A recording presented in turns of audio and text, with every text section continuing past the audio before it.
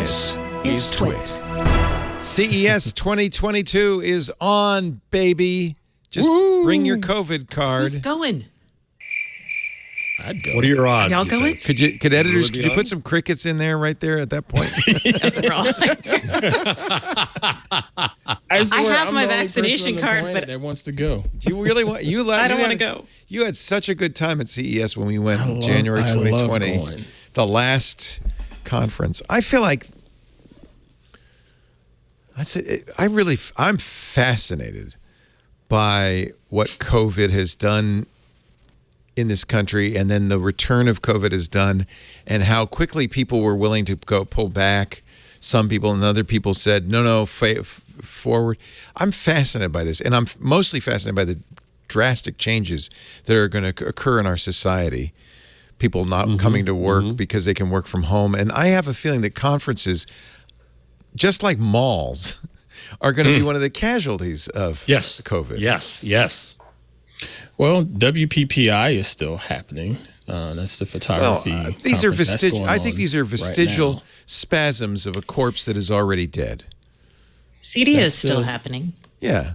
CEDIA. Adobe Max they announced their dates for October, but I believe it's all virtual and it's 100% free again. So that's after CES 2020, when you guys went, come March 1st, did you look back and say, what were we thinking going somewhere? We all did. In fact, everybody was very nervous. I was nervous, yeah. Yeah, Larry Magid, so Larry put up a post on Facebook, I think, or somewhere. I saw it somehow, saying, there was somebody at CES with COVID.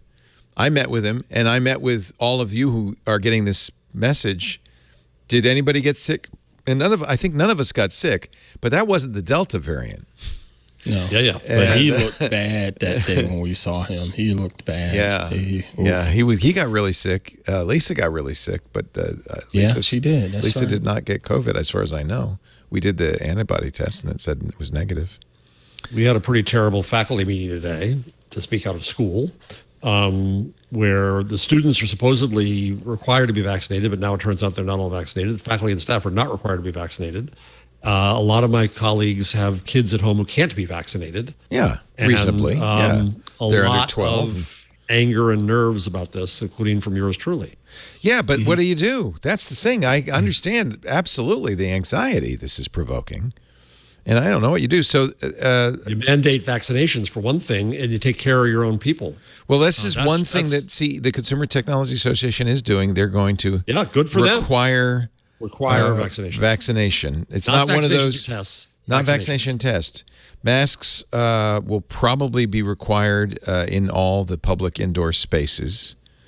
The organization said it's assessing whether to accept proof of a positive antibody test as an alternative requirement, but they're going to defer that until closer to the date. That's part of the problem is we're in terra incognita. No one knows what's going to happen next month. You know, there's a Lambda variant. No one knows. Yeah. Yeah, I'm supposed to fly to Michigan to give a speech at the end of October. It was canceled from April of 2020. Wow. And I don't know if they're going to cancel. I was like, look, y'all can have your money back. I mean, I'm happy to do something virtually for you. I just don't know, you know. They don't know. No one knows. That's the problem. No one knows. That's the problem. And, you know, the people who are saying we have to get back to normal, like I totally agree that I don't want to live like this. I would hate for my daughter to grow up in a world that has this kind of like abject fear about being in public with people. But we can't do it unless we have, I don't know, vaccines, safety. More people vaccinated. I feel like we were briefly seduced by the notion that vaccines could fix this, and now we're getting disabused of that notion. I think vaccines could have done a lot more to help if we had got. I mean, but we always knew that you had to get to a certain level with them. We always knew that if half the people were vaccinated, it wasn't going to work. We also underestimated the strength of breakthrough of Delta and breakthrough infections. Maybe normal people did. I felt like we were. We knew to me, that Delta looks. We knew that was going to happen. I don't know. I think people are willing to now pull back a little bit more than they were.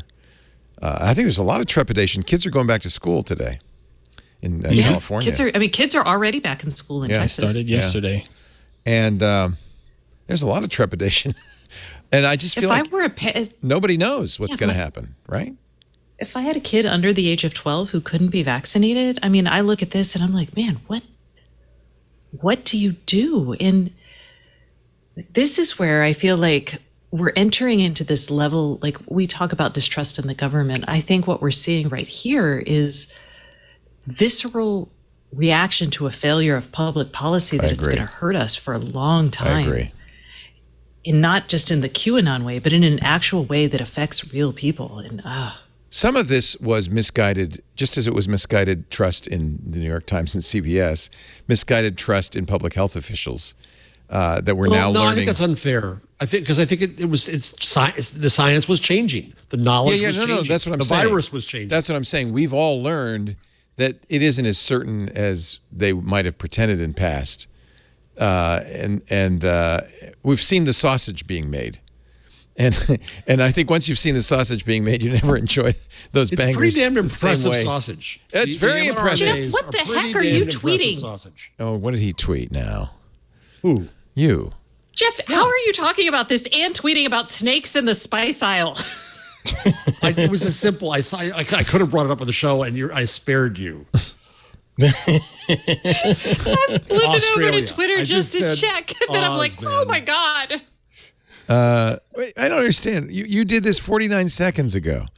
Yeah. While he was arguing with us about other things. Boy, are you ADHD a little, or? No, I'm just online man. Wow. That's impressive. I am internet man. I will say the snake in the spice aisle is very compelling. The fact that it was caught by a snake catcher. I should have brought it on the show. I didn't know. I could have done it for a closer. Yeah, but it's Australia. That's what always amuses me. Australia. You don't want to go there. Things will kill you. They will kill you in the spice aisle. A 9-foot python in the effing spice aisle. A python, it's going to take a while if it's going to kill you because it's got to squeeze you to death. So don't stress out. I don't move very fast anymore, Stacey. So, it could happen.